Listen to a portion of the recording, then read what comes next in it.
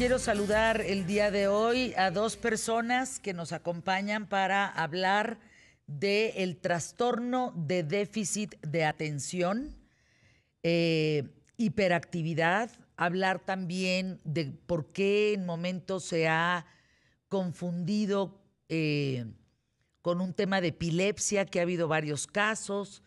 Y bueno, teníamos, les quiero decir, un médico neurólogo que nos iba a acompañar el día de hoy y que le dicen hoy en la mañana que salió positivo a COVID.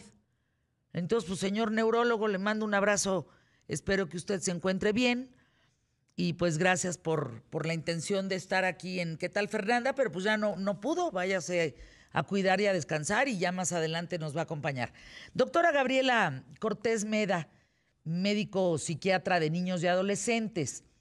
¿Qué estás viendo como presidente de la Asociación Mexicana de Psiquiatría Infantil? ¿Qué estás viendo de la desinformación que hay del TDA, del trastorno de déficit de atención? Hola, muy buenos días. Pues, agradezco mucho la invitación, sobre todo pues para hablar de estos temas tan importantes que a veces Sin duda. no les ponemos tanta atención y que bueno, además la pandemia ha venido a dejar ver más de los síntomas y cómo puede impactar en la calidad de vida de nuestras niñas y nuestros niños. Y bueno, lo que estamos viendo, o sea, con la desinformación, pues es que llegan ya a tarde, no, bueno, no tarde, o sea, se retrasa la identificación temprana y la identificación temprana es fundamental porque disminuye el riesgo de comorbilidad. ¿Qué quiere decir comorbilidad? Pues que se vayan agregando otras enfermedades mentales, por ejemplo, depresión, trastornos de ansiedad hacia la adolescencia, pues el riesgo de consumo de sustancias es mucho mayor. Entonces, una identificación temprana, teniendo en el entendido de que hablamos de un trastorno del neurodesarrollo, es decir, inicia pues desde, nacemos con él, digamos, y los síntomas van a ser de severidad diferente, por eso es que puede ser que a veces tarde un poquito más en identificarse, pero bueno, el impacto en la calidad de vida es muy importante en nuestras niñas y nuestros niños. Identificarlo tempranamente es fundamental para que no les castigue en su funcionamiento diario, tanto familiar, social, académico. Ahora, Jacqueline Cortés Morelos, presidenta electa de Hola, la ¿qué tal? Asociación Psiquiátrica Mexicana. Eh, ¿Cómo podemos identificar? Porque creo que hay demasiada desinformación. Un niño inquieto, un niño maleducado, un niño sin límites puede confundirse con un TDA. Y ya el TDA lo tienen como si trajeran un granito en la cara en la adolescencia.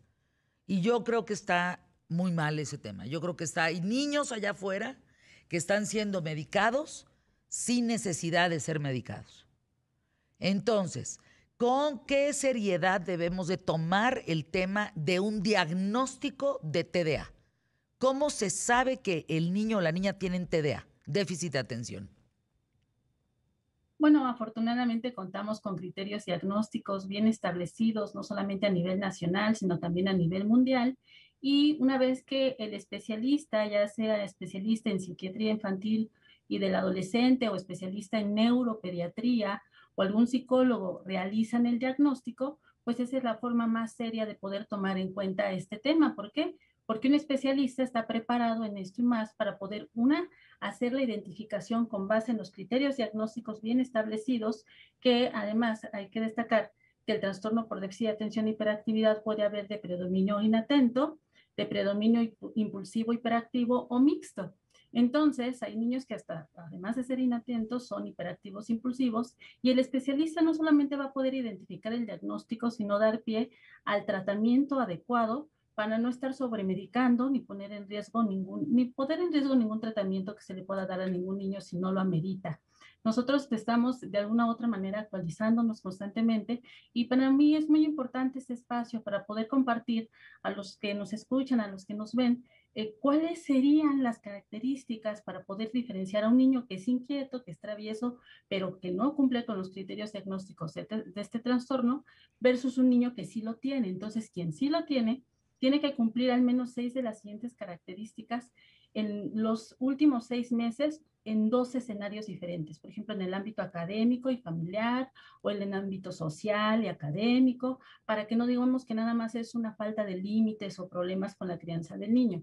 ¿Cuáles son los diagnósticos de inatención? Pues que los niños cometan errores por descuido en sus tareas escolares, que olviden cosas, que pierdan cosas, como por ejemplo plumas, lápices, sacapuntas, que sean muy desorganizados, que su cuarto, su mochila, su ambiente sea totalmente desorganizado o un desastre, como solemos decir, que a veces hasta hay madres o padres que se preocupan de que el niño pueda ser sordito o que no escuche bien, no porque esté sordo o tenga problemas de audición, sino porque le llaman y pareciera que no escuchara.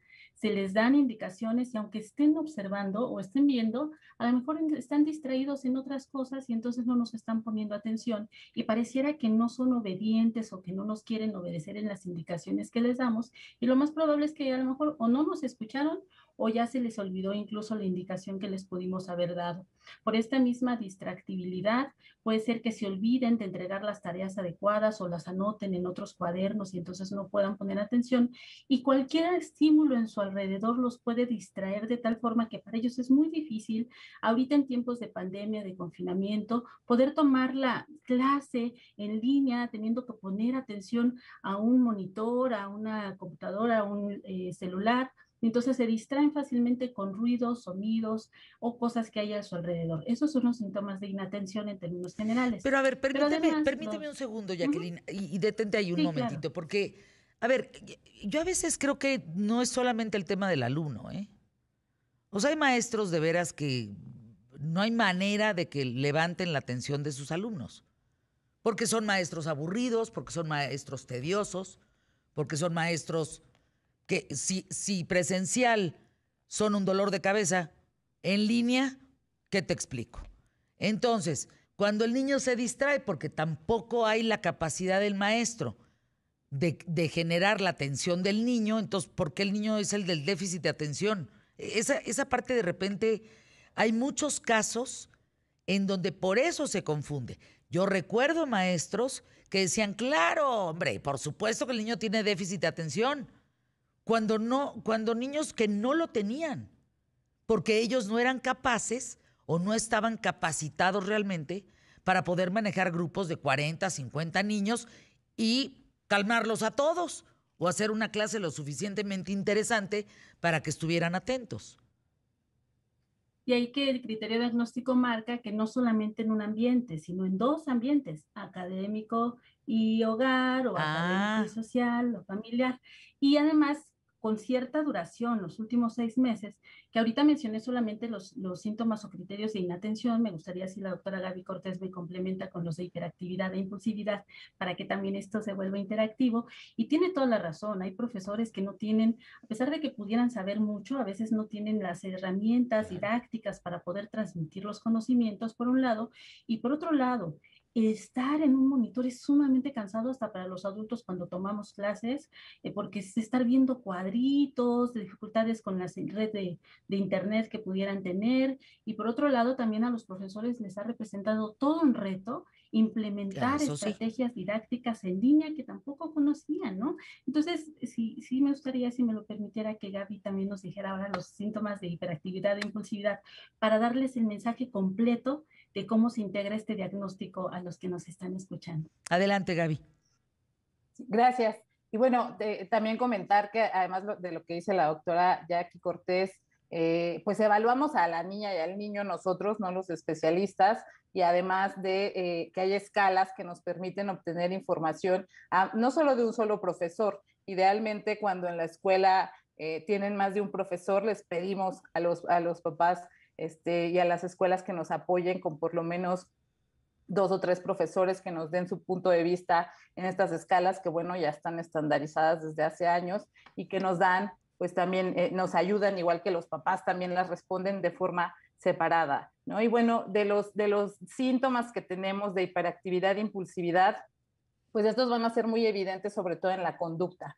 Es de ahí la importancia de recordar que si cuando es predominantemente inatento, pues en la conducta no se va a ver mucho, se va a ver más en el desempeño académico, en el desempeño de algunas actividades cotidianas en donde le va a penalizar a la niña o al niño. Cuando es hiperactivo impulsivo, pero no hay muchos datos de inatención, les puede ir muy bien en la escuela, en lo académico, pero no en la conducta. ¿Y por qué? Pues porque generalmente van a ser niñas y niños que van por ejemplo, a moverse y a hablar en exceso. ¿Qué quiere decir esto? Pues que es mucho más que sus pares, es decir, les cuesta mucho más trabajo estar en calma, están distrayendo constantemente a sus compañeros, a los profesores. Algunos, por ejemplo, hay quien dice, parece que tiene un motorcito encendido por dentro, que no se le va a acabar la pila nunca. No es difícil también que ocupen su tiempo libre en cosas tranquilas, en actividades tranquilas, porque frecuentemente se muestran inquietos, a veces se interrumpen o se entrometen en las actividades o en las pláticas de otros. También puede ser que se muestren muy impacientes, ¿no? Que sea para ellos difícil jugar los juegos, por ejemplo, de turnos, ¿no? Esperar su turno o estar en filas, les cuesta mucho trabajo. Entonces, estos serían como algunos, otro dato, por ejemplo, importante es que precipitan respuestas antes de que se termine de hacer la pregunta, y entonces esto en ocasiones pues les favorece también que cometan errores en los exámenes, porque antes de terminar de leer la pregunta ya eligieron una respuesta, o cuando les preguntan en casa o en la escuela, pues igualmente, ¿no? Responden antes. Esos serían algunos de los datos de hiperactividad e impulsividad. Por acá hay un dato que me parece interesante. El New York Times dijo con justamente la interrupción de las rutinas, ¿no? Por el asunto de la pandemia. Esa rutina de levantarte, bañarte, irte a la escuela, el lunch, etcétera, etcétera, etcétera. Dice que esta interrupción de rutinas afectó más a los niños y a las niñas con déficit de atención. Y ellos, porque asegura el New York Times en un reportaje muy, muy importante sobre TDA, dicen que algo que les ayuda a los chavos con TDA es justamente la rutina. Que al meterlos, digamos, en una rutina, eso es lo que generalmente puede lograr que ellos salgan avante. ¿Qué saben de esto, Jacqueline? Sí, claro, definitivamente una de las dificultades que pueden llegar a tener estos niños y estas niñas es con la estructura que nos dé el día a día en cuanto a horarios, la hora de entrada, Exacto. salida, la hora de la comida, de hacer las tareas, los horarios de sueño. De por sí, ellos en general manejan muy mal los tiempos por la misma distractibilidad o por la misma dificultad de realizar tareas que les requieren mucha atención y mucho enfoque, lo van dejando para después, y ya cuando ven se les viene el tiempo encima. Y bueno, a veces o no alcanzan a entregar las tareas o los trabajos, o los entregan siempre con la sensación de que lo pudieron haber hecho mejor, y siempre con un sufrimiento y con un estrés de por medio de que están así al límite de entregar sus tareas o sus trabajos. Entonces, ¿qué es lo que sucede? Que cuando dejamos de ir a la escuela de manera presencial, existe la flexibilidad de que puedan tomar sus clases en diferentes horarios, y por ello no se sienten obligados a levantarse todos los días en un horario específico. Y entonces, por un lado, ahí se pierde la estructura y saben que tienen que hacer cosas, pero como que lo van dejando para después, y entonces ahí se desorganizan más. Platicábamos de el tema del New York Times, que al referirse al déficit de atención, dice una de las cosas graves que pasó durante la pandemia fue que los niños tuvieron que perder esa rutina de ir a las escuelas, de levantarse, en fin, y platicábamos con Jacqueline, te estábamos escuchando, Jacqueline Gabriela, eh, pues cómo se está abordando en México esto. Esto es real. O sea, los niños con déficit les hace falta una rutina, ¿es correcto? Así es, la estructura, retomando el tema, también hablaba sobre cómo es que van alterando también sus horarios, incluso en la regulación de su ciclo sueño-vigilia, es decir, se empiezan a dormir cada vez más tarde, más noche, de madrugada, y a despertarse al siguiente día, pues ya muy tarde, al mediodía, 1 de la tarde, si bien nos va. Y por supuesto que esto no solamente les afecta la organización, las rutinas del día a día, sino también les afecta en su salud, porque se ha comprobado que si no duermen adecuadamente, no solamente no aprenden bien, no consolidan bien la memoria de lo aprendido, sino que además también les afecta en su sistema inmune, se les bajan las defensas y eso los pone en mayor riesgo. Es muy importante hacer el abordaje de la terapéutica no solamente con el niño, sino una evaluación familiar, porque es un trastorno que se hereda altamente y que sí, además de el tratamiento farmacológico, donde el metilfenidato es el de primera elección, también es muy importante implementar rutinas con toda la familia, que se estructure y se organice toda la familia, que se levanten todos los días a la misma hora, que tomen su baño, su desayuno y respeten los horarios de desayuno, comida y cena, implementando actividades deportivas, aunque sea dentro de casa, así como actividades de convivencia familiar. También, por otro lado, hay una investigación que tengo por aquí que vale la pena mencionar.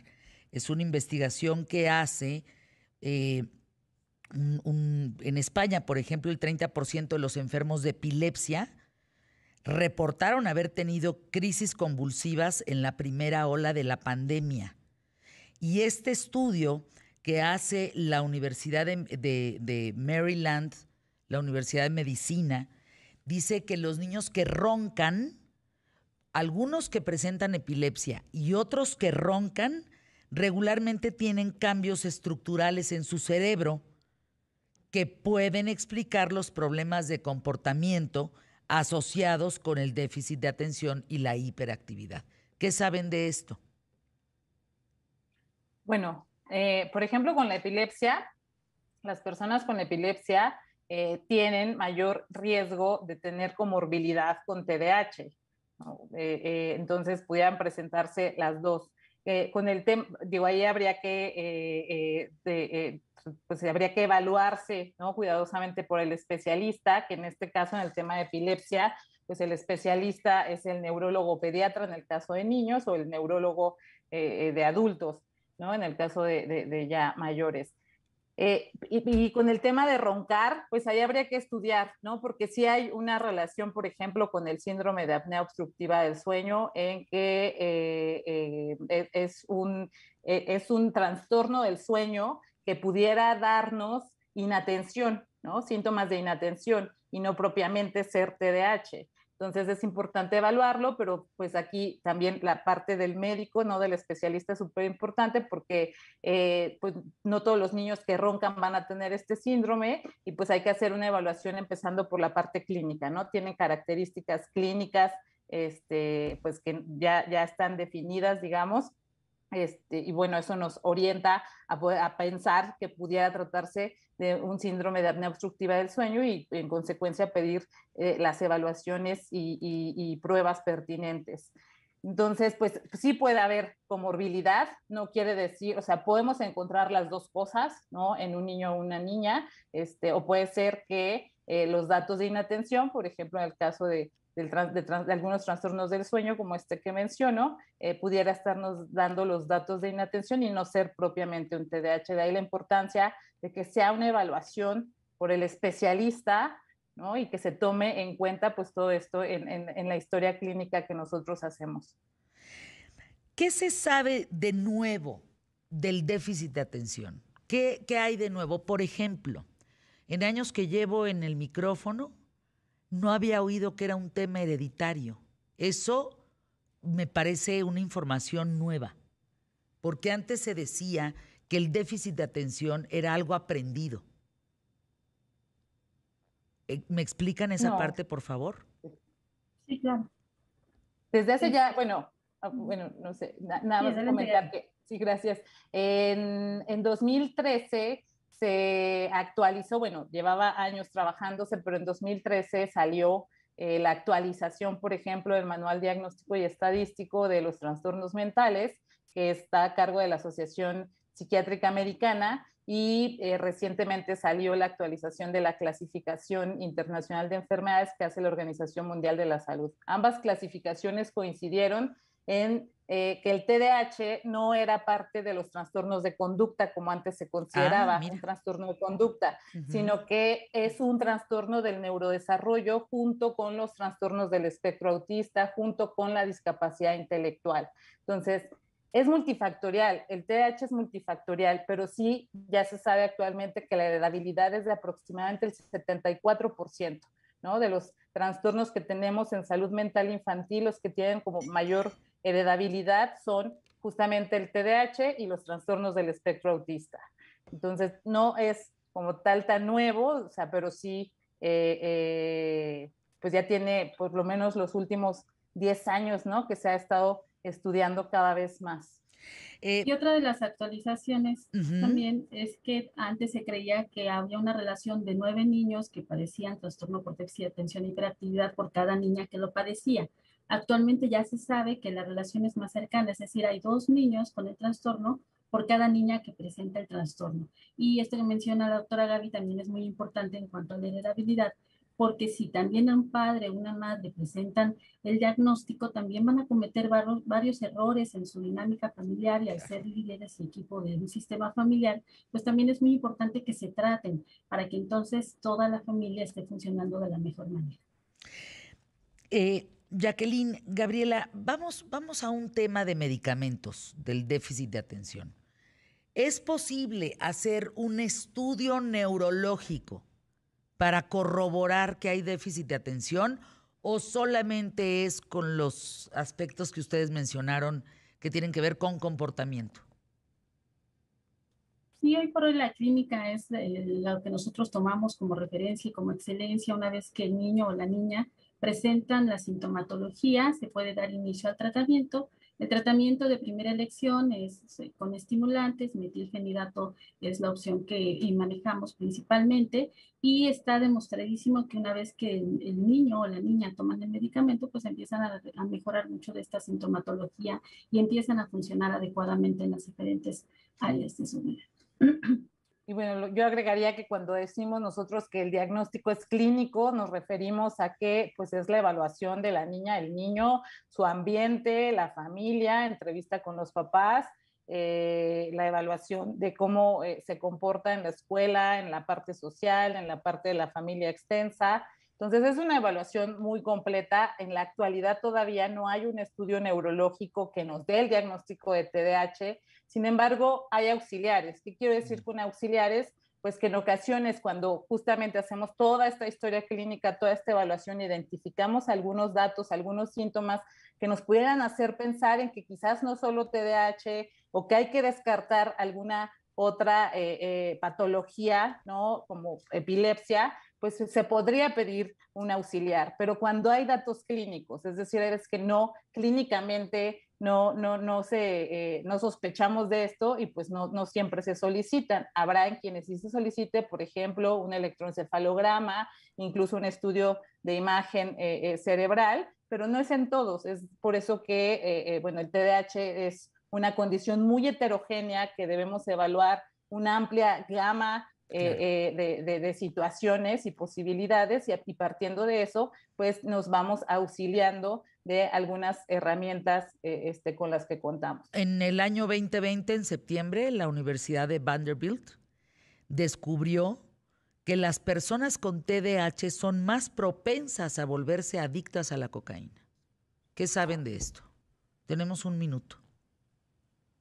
Sí se ha demostrado en estudios científicos que los chicos o chicas que padecen el trastorno por déficit de atención e hiperactividad, si no se les trata a tiempo, sí tienen mayor riesgo de en el futuro consumir sustancias, llámese alcohol, tabaco o cualquier otra sustancia. De ahí la importancia de hacer la identificación del trastorno lo más pronto que se pueda para poder evitar todas estas consecuencias a corto, mediano o largo plazo.